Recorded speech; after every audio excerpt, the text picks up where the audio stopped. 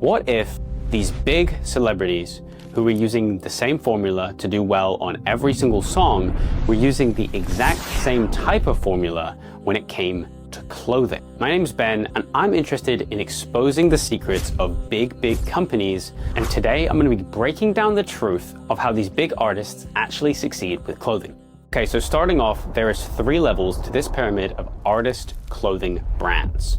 So, step 3, we have the breakout artist. Gone are the days where you would get signed to a label without having a hit.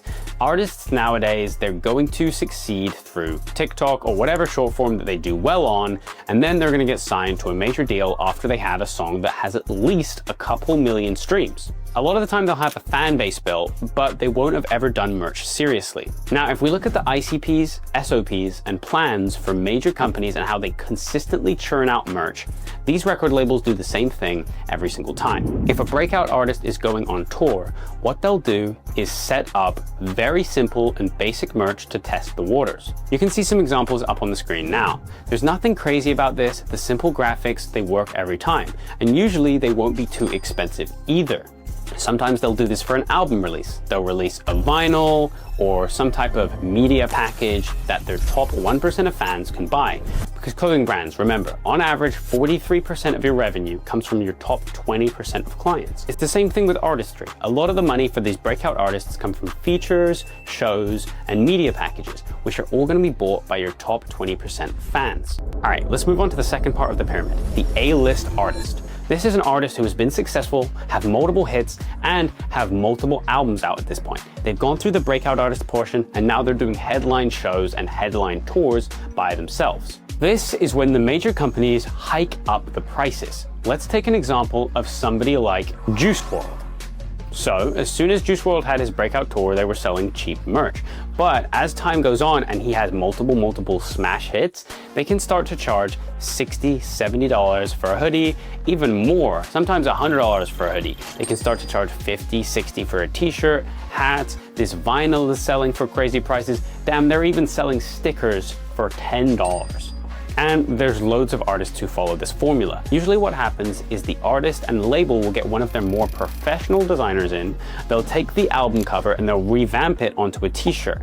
And then they'll do a couple things here and there with their logos and general colors and put together some really simple, basic, cool graphic merch. And they'll charge crazy prices for it, and they'll do even bigger tours, and of course they'll sell even more. You see this done all over the UK rap scene with artists like Headie One, Central C, who charge upwards of £100 to get their media packages for when their albums release. The main difference here between a breakout artist and the mainstream artist is usually they've lost touch with their fans quite a lot. They can charge more because there's more people, and so they're more likely to buy. As soon as the demand goes up, the supply goes up as well, but with fake scarcity methods, W-scarcity, what they're able to do is 10x the sales that they're bringing in. And this is the reality of a mainstream artist. They are selling themselves out a little bit. The stuff is less genuine, less proper. You won't see them at the booths after the show trying to sell the stuff on.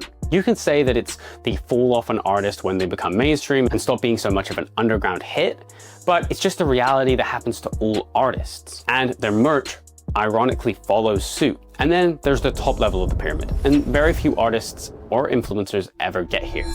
This is where their brand is sometimes bigger than the actual artist themselves. So ones that I could think of were Yeezy, OVO, Fenty, Cactus Jack, and of course, Billionaire Boys Club. So what we can see a lot of the time is a mix of 2 things. Either an artist is just so big and at the #1 spot for so long that when they create their own brand, it's this massive hit and they get the right people on their team to where it's literally just as simple as making something that stands out a little bit and you can push really far. And then number 2, which is slightly more common, is a guy who's been in the industry for a really long time, hits one of these A-list artists and A-list labels up and says, hey, we already have something that we know is massive. All we need to do is make it a little bit more like you and have you push it, and it will be massive. And that's what we've seen a lot of mainstream brands do. They're not wearing these major brands for no reason. They're getting paid for it. These are the highest level of influencer marketing.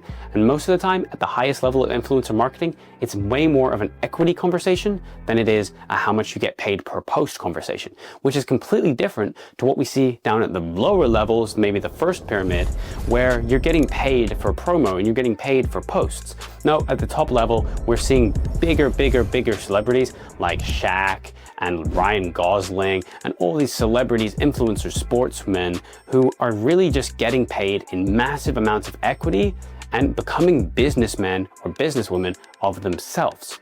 So that's it. That's the formula that these major labels are using to have their clothing brands succeed. And realistically, it's just high-level influencer marketing with reasonably good designs. And the reason why I say the clothes are good usually has very little to do with how good the design is. The reality is the emotional attachment that the fans have to the album does all the selling for them. That's the real secret. So to answer the question at the beginning of the video, they definitely have a formula, the way that they have music in clothing. And it's really just piggybacking off the brand that the music influencers really give them. Simple and to the point, but it's what makes billions of dollars for these companies every year.